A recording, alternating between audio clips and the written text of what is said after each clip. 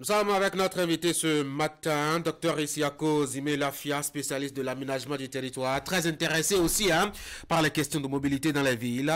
Dr Zime-Lafia, bonjour. Bonjour, Tanguy. Avec vous, nous allons parler de ces inondations qui sévissent dans plusieurs capitales et mégapoles des pays de l'Afrique de l'Ouest. Le ciel s'est visiblement déchaîné, doit-on dire, et ne cesse d'arroser au-delà de la normale les terres dans ces pays-là. Merci beaucoup d'avoir accepté de venir partager avec nous vos analyses. Ma première question. Le Mali, le Niger, la Côte d'Ivoire, le Burkina Faso, tous ces pays-là connaissent actuellement, en tout cas ces derniers jours, des inondations avec des bilans assez catastrophiques, parfois jusqu'à 200 morts déjà. À quoi est-ce qu'est due cette période assez difficile d'inondation-là? Merci. Bonjour, Monsieur Tanguy Agoy. Je crois que avant de comprendre le phénomène de ces inondations, il urge d'expliquer un peu le contexte international dans lequel nous connaissons ces pluies diluviennes et qu'il vous souvienne que il y a le GIEC, un groupement intergouvernemental pour surveiller un peu l'évolution du climat qui a déjà fait beaucoup de rapports. Dans ce sens, beaucoup de travaux ont été faits, de même qu'au niveau de la COP 27 à Sharm el-Sheikh en Égypte, complétée par la COP, n'est-ce pas, de Dubaï, qui ont déjà mis un accent particulier sur ces genres de risques. Mais vous allez me dire aujourd'hui pourquoi on en est arrivé là, parce qu'il y a la fonte des glaces au niveau des pôles nord, ce qui augmente la hauteur, la hauteur des océans, et vous comprenez, les côtes, les villes qui sont côtières sont forcément vulnérables. Aujourd'hui, vous allez dire pourquoi j'insiste sur ça. Il y a le Mali et le Niger qui ne sont pas des villes côtières. Nous en arrivons pour expliquer de manière fondamentale, n'est-ce pas, les caractéristiques et les raisons combinées qui nous amènent à de telles victimes en matière d'inondation. Eh bien, la première caractéristique qu'il faut viser d'abord, c'est que ces précipitations sont très exceptionnelles ces derniers temps et incontrôlées dues à ces changements climatiques. Parce que vous savez, vous avez beaucoup de pluie en peu de temps, ce qui est un phénomène très rare, c'est-à-dire une pluviométrie excessive où vous pouvez avoir l'équivalent de 6 mois de pluie en 48 heures et un débit considérable d'eau qui ne peuvent pas être gérés, n'est-ce pas, par le deuxième facteur que je veux aborder, c'est-à-dire l'urbanisation incontrôlée où les gens s'installent dans les bas-fonds, dans les plaines d'accumulation et également l'autre raison, c'est pratiquement la déforestation et la dégradation des sols qui fait que, bon, quand il y a des eaux de ruissellement,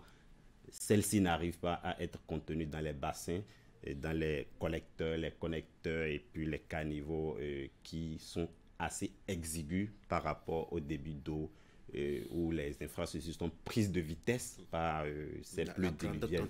Il faut aussi reconnaître que ces derniers temps, les pluies sont devenues vraiment très imprévisibles en Afrique de l'Ouest, compte tenu de ce contexte généralisé de changement climatique où, n'est-ce pas, il faut le dire clairement, on ne peut pas maîtriser une action dont l'heure a véritablement sonné quand on est en matière naturelle, c'est-à-dire à l'échelle géologique ou naturelle. Oh, mais ce qui est curieux, c'est quand même que on a l'impression que les pluies s'en prennent qu'à des capitales ou des villes.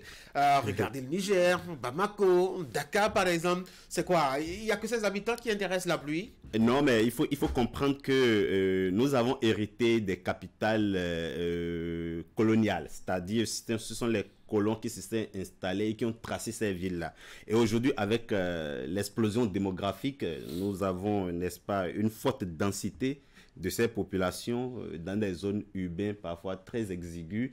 Et vous comprenez, avec ce système, le drainage naturel des eaux, ou plutôt les réseaux, sont très insuffisants pour les débits d'eau dont je viens de parler. Et donc, l'imperméabilité dans les villes du, n'est-ce pas, au bâtiment, au bitume, et tout ça fait que l'eau n'arrive pas à se drainer de manière naturelle et à une vitesse normale parce que les sols aussi, quelque part, ont perdu tous les sédiments qu'il faut pour mieux consommer l'eau, c'est-à-dire ce n'est plus pour mieux absorber l'eau. Il faut comprendre que également, si vous prenez toutes ces villes dont nous sommes en train de parler, nul doute que c'est des villes qui ont également des zones à forte densité qui ne devaient pas être habitées. Des bas-fonds, des plaines d'accumulation, des ghettos, des bidonvilles, que, n'est-ce pas, les politiques publiques n'arrivent pas à réguler efficacement, ce qui fait que ces capitales sont faussement des proies au début excessives, je dirais, des plus diluviennes ces dernières années. Et puis on a l'impression que Cotonou échappe à ces événements, que ces événements sont très loin de la capitale économique du Bénin. Pourtant, Cotonou est en Afrique de l'Ouest. Pourquoi est-ce que jusque-là nous sommes épargnés?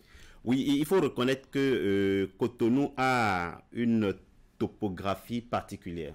Et bon, c'est vrai qu'il y a plusieurs raisons qui puissent expliquer que Cotonou soit épargné, mais il faut d'abord reconnaître que ces derniers temps, des projets d'infrastructures récentes d'alphatage sont potentiellement la raison qui a amélioré, n'est-ce pas, la gestion des eaux, n'est-ce pas, des eaux de pluie dans nos zones. Et puis, ceci a aussi créé le système d'épargner des inondations très localisées qu'on connaissait, n'est-ce pas, à Cotonou. On a connu Cotonou en campagne contre l'inondation. Nous avons les 3 CI, nous avons connu beaucoup de projets. Et il faut aussi reconnaître qu'il est possible que des conditions météorologiques locales aient été moins extrêmes. C'est clair parce qu'on n'a pas eu beaucoup de pluie à Cotonou, voilà, en tant que tel, en tout cas jusque-là. Voilà, nous n'avons pas eu beaucoup de pluie. Il faut remarquer également, même au nord, les pluies qui descendent, les eaux pluviales qui descendent pour inonder Cotonou cette année, c'est actuellement les pluies de juillet sont en train de venir peu à peu. Les cultivateurs sont en train de se plaindre, c'est une parenthèse, mais il faut comprendre que Cotonou a bénéficié de cet allègement-là spécifique qui ne peut pas être expliqué par rapport à ces saisons naturelles qu'on connaissait, les 2 petites saisons, et puis cependant, il faut notifier que Cotonou n'est pas toujours épargné si les conditions ne sont pas... Vous n'allez pas nous faire peur ce matin. Ah non, mais écoutez, Cotonou n'est pas épargné des inondations et si des précautions ne sont pas prises pour amortir et essayer de... Est-ce qu'il y a des éléments qui vous font craindre justement le pire là? Ben, écoutez, vous savez, comme je viens de le dire, rien ne peut empêcher une action dont l'heure a véritablement sonné en termes naturels. L'homme est fait pour dompter la nature. Et c'est pourquoi il faut toujours être sur le qui-vive, être résilient pour faire face à toute éventualité. Abidjan est quand même une ville qui a connu ces dernières années l'implantation de beaucoup d'infrastructures, et surtout d'infrastructures d'assainissement. Est-ce que c'est parce que cela n'a pas été adapté au contexte qu'on a ces inondations, ou qu'est-ce qui se passe? Donc, il faut reconnaître d'abord que même avec des infrastructures modernes, bien structurées, Abidjan n'est pas toujours épargné des inondations. Ça, il faut le dire, parce que Abidjan, c'est une mégalopole, c'est une ville cosmopolite. Vous voyez, n'est-ce pas, beaucoup de quartiers à Djamé et autres. Mais Abidjan, tout comme San Pedro sur la côte, est toujours confronté au même système de capitale côtière.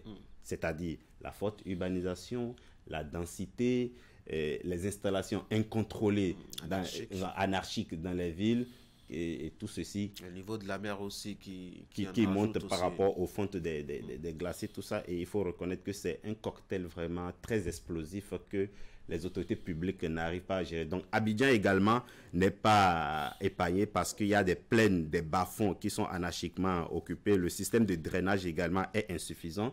Et vous savez, quand c'est insuffisant, avec les débits d'eau qui viennent, et tout le monde est pris de vitesse par rapport à l'évacuation de ces eaux-là. Et ce sont les populations. J'ai bien l'impression que c'est une fatalité. On n'y peut rien, même nos techniciens, vous en êtes un, nos scientifiques, n'ont pas de solution pour vraiment éviter que cela arrive, parce que c'est récurrent.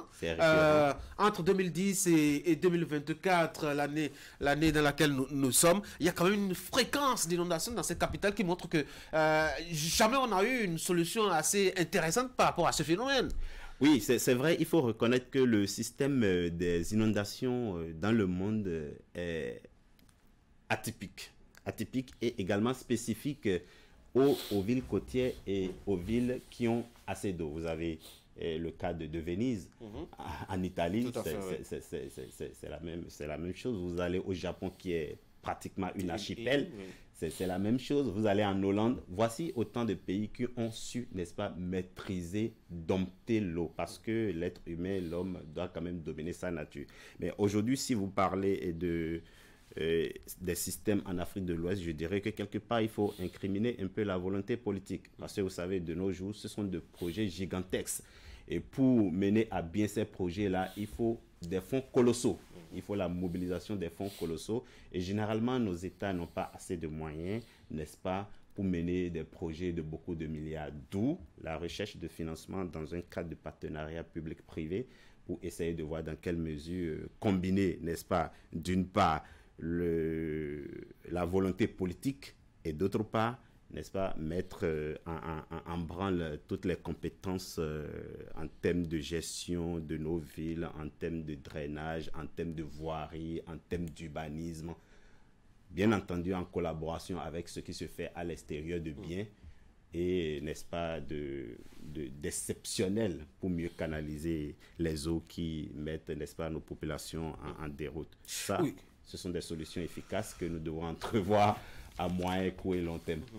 Oui, mais pourquoi est-ce que justement ces capitales ne se donnent pas la main? Je parle de ces villes le long de la côte de l'Afrique de l'Ouest pour avoir une solution concertée, mutualisée par rapport justement à ces inondations-là. On a quand même vu de bons résultats concernant le phénomène d'érosion côtière entre... enfin, pour cette collaboration entre le Bénin et le Togo, relativement, on a pu quand même maîtriser ou ralentir un peu le phénomène. On peut faire la même chose, non, concernant les inondations.